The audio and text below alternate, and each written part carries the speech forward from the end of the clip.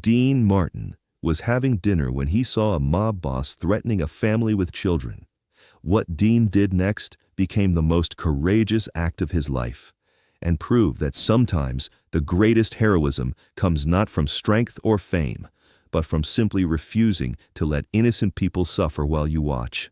It was Thursday evening, September 8, 1965, at Rao's restaurant in East Harlem, New York.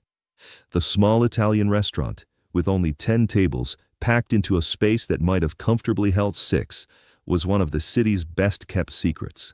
A place where authentic Southern Italian food was served to customers who had either been coming for generations or had connections that got them past the impossible reservation system. Dean Martin was in New York for 3 days of recording sessions at Columbia Studios, and he'd been looking forward to dinner at Rao's for weeks. The restaurant represented something authentic in his life, a connection to the Italian heritage that he'd inherited from his parents, but rarely had time to explore in the manufactured glamour of Hollywood and Las Vegas. The evening had started perfectly.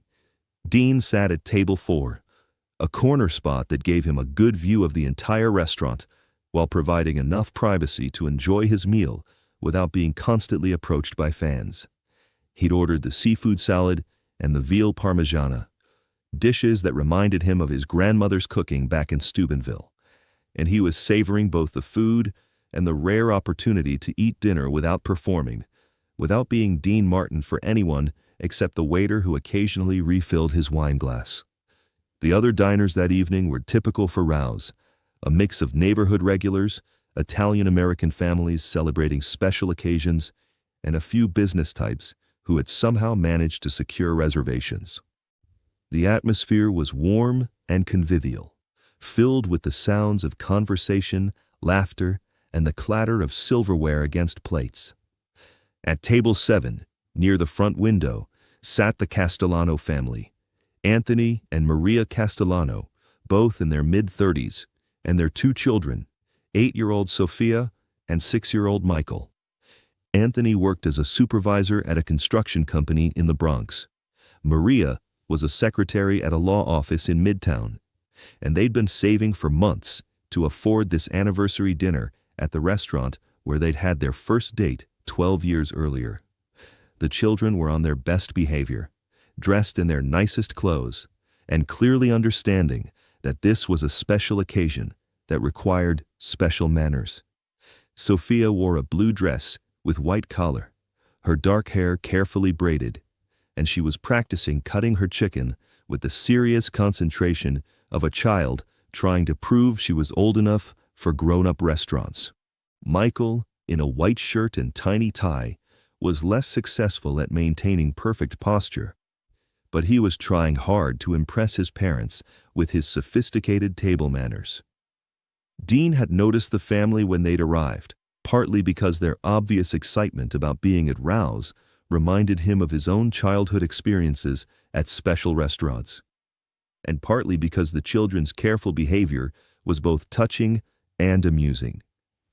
He'd found himself smiling as he watched 6-year-old Michael attempt to twirl spaghetti with the intense focus of a surgeon performing a delicate operation. The evening had been proceeding peacefully until Big Vince Marconi walked through the front door. Marconi was a man whose reputation preceded him into every room he entered.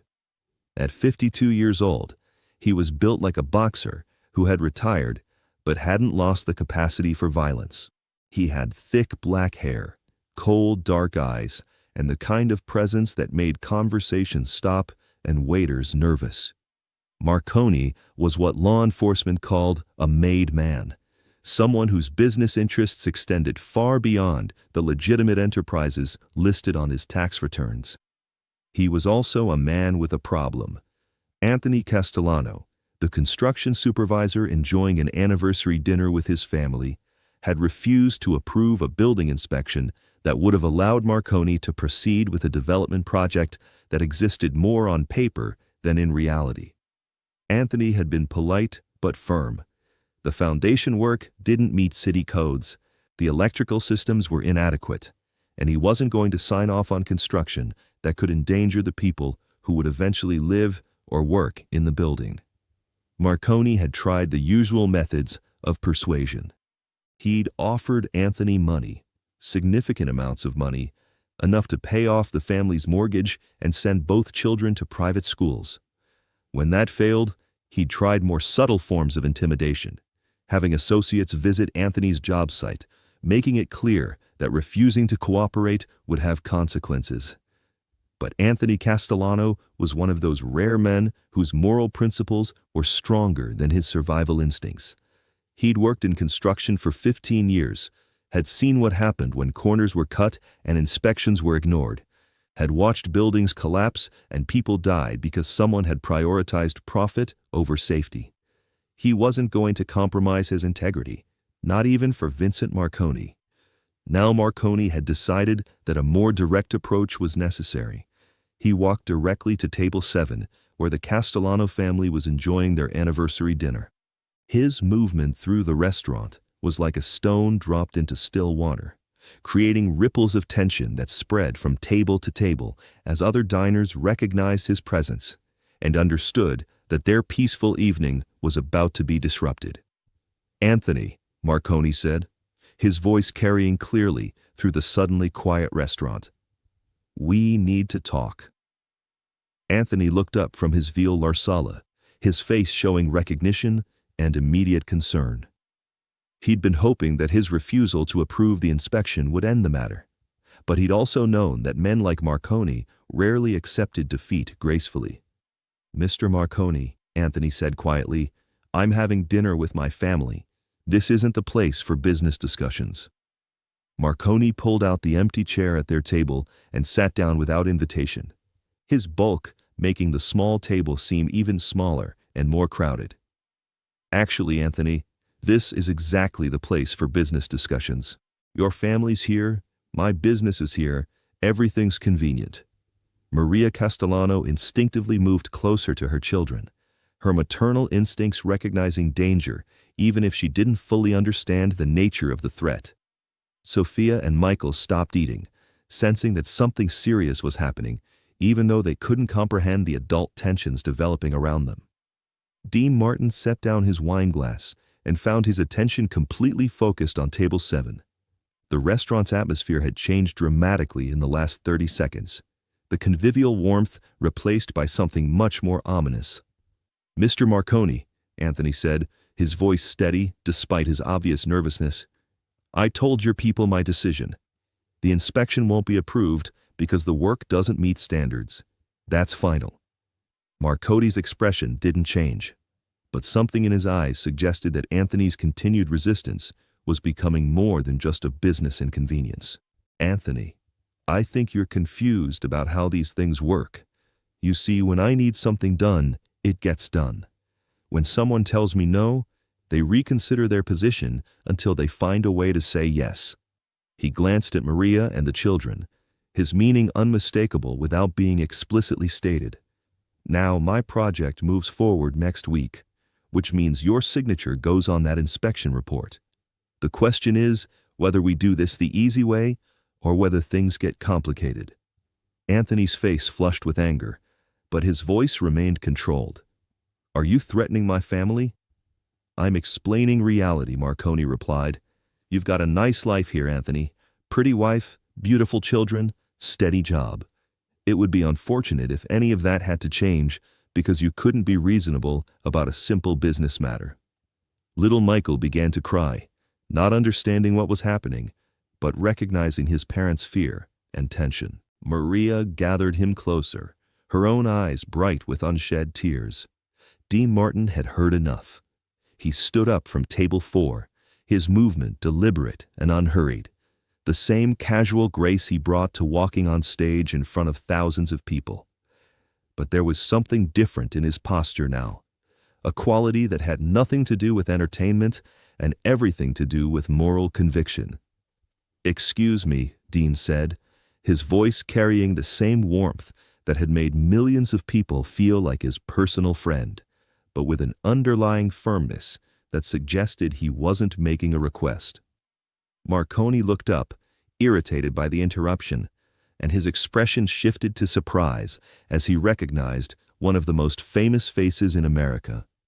Dean Martin, Marconi said, his tone suggesting that celebrity status might earn Dean a brief audience, but wouldn't change the fundamental dynamics of the situation. "I'm having a private conversation here." Dean walked over to table 7, his movements bringing him close enough to the family to offer protection, but not so close as to seem threatening himself. "I can see that," Dean replied, "and what I can see is a man trying to enjoy dinner with his family being bothered by someone who doesn't understand the meaning of basic courtesy." Marconi's eyes narrowed. He wasn't accustomed to being challenged, especially not by entertainers who lived in a world of make-believe and manufactured excitement. "This doesn't concern you, Martin. Why don't you go back to your table and finish your dinner?" Dean's smile was pleasant, but carried none of the warmth that characterized his public persona. "Actually, Vince, you don't mind if I call you Vince, do you? I think it does concern me. See, I was raised to believe that when you see someone being bullied, especially when children are involved, you don't just sit there and pretend it's not happening." The restaurant had gone completely silent. Every diner, every waiter, every person in the room was focused on the confrontation developing between the entertainer and the mobster. Marconi stood up slowly, his movement designed to emphasize the physical advantages he held over Dean. At 6'2" and 240 pounds, he was considerably larger and more intimidating than the performer. "You sure you want to get involved in this, Martin? You might not like where it leads." Dean didn't step back, didn't show any indication that Marconi's implied threat had affected him. "Vince, I'm going to explain something to you, and I want you to listen carefully. This family is going to finish their dinner in peace. The children are going to stop crying. The father is going to stop worrying about feeding his family, because some bully can't accept that honest people won't compromise their integrity for money." Dean paused, making sure he had Marconi's complete attention. "And you're going to leave, now, tonight. And you're going to find a different construction supervisor for your project, one who's willing to sign off on substandard work. Because Anthony here has more character than you'll ever have, and his family deserves better than being threatened by someone who's never earned anything through honest work." Marconi's face darkened with anger, but before he could respond, Dean continued, "Now I know what you're thinking. You're thinking about who you know, what you can do, how you can make problems for me. But here's what you should be thinking about instead. Every person in this restaurant is watching you right now. They're all going to remember whether you left quietly like a gentleman or whether you continued to terrorize a family with children." Dean's voice dropped slightly, becoming more conversational but somehow more intimidating. "And Vince, I've got friends too. Friends in Las Vegas, friends in Hollywood, friends in New York. Friends who don't appreciate it when honest families get threatened. Friends who understand that reputation matters more than money." The implication was clear without being explicitly stated. Dean Martin had connections throughout the entertainment industry, including connections with people who could make Marconi's life very difficult if he chose to escalate this confrontation. Marconi stood there for a long moment, weighing his options. He could push this further, could try to reassert his authority through violence or additional threats. But doing so would create witnesses, would draw attention from law enforcement, would potentially damage his reputation more than backing down would. More importantly, something in Dean's demeanor suggested that the entertainer wasn't bluffing, that he really did have the resources and connections to make continued harassment costly for everyone involved. "This isn't over," Marconi said quietly. "Yes, it is," Dean replied firmly. "It's over because you're going to realize that there are easier ways to get what you want than threatening families. And because Anthony here has shown more courage in 10 minutes than you've shown in your entire life." Marconi looked around the restaurant, seeing the faces of other diners watching him, understanding that his next move would define how this story would be told and retold throughout the neighborhood. He turned and walked toward the exit, his departure watched by every person in Rouse. Dean remained standing beside table 7 until Marconi had left the restaurant and disappeared into the night. Then he turned to Anthony and Maria Castellano, his expression returning to the warmth that had made him beloved by audiences around the world. "You folks okay?" Dean asked. Anthony stood up and extended his hand, his voice thick with gratitude and emotion. "Mr. Martin, I don't know how to thank you. What you just did." Dean shook Anthony's hand, then knelt down to eye level with little Michael and Sophia. "You know what, kids? Your dad is a real hero. He did the right thing even when it was scary, even when it would have been easier to do the wrong thing. That's what real courage looks like." He stood up and addressed the parents. "Anthony, if anyone bothers you about that inspection again, you call me. I'll make sure you've got all the support you need." Dean pulled out one of his business cards and wrote a phone number on the back. "That's my personal number. Don't hesitate to use it." 3 months later, Anthony Castellano received a job offer from a construction company in Los Angeles, a position that paid twice his New York salary and came with a recommendation letter signed by Dean Martin. The family moved to California, where Anthony eventually became a building inspector for the city of Los Angeles, a job that allowed him to ensure that construction projects met safety standards without fear of retaliation. Vincent Marconi never bothered the Castellano family again. The building project that had started the entire confrontation was eventually completed by a different construction company, using a different inspector and meeting all applicable safety codes. Years later, when Anthony Castellano was asked about the night Dean Martin saved his family, he would always say the same thing. People think of Dean Martin as an entertainer, but that night he was something more important. He was a man who understood that courage means protecting people who can't protect themselves, regardless of the cost. If this story of moral courage and protecting the innocent moved you, make sure to subscribe and hit that like button.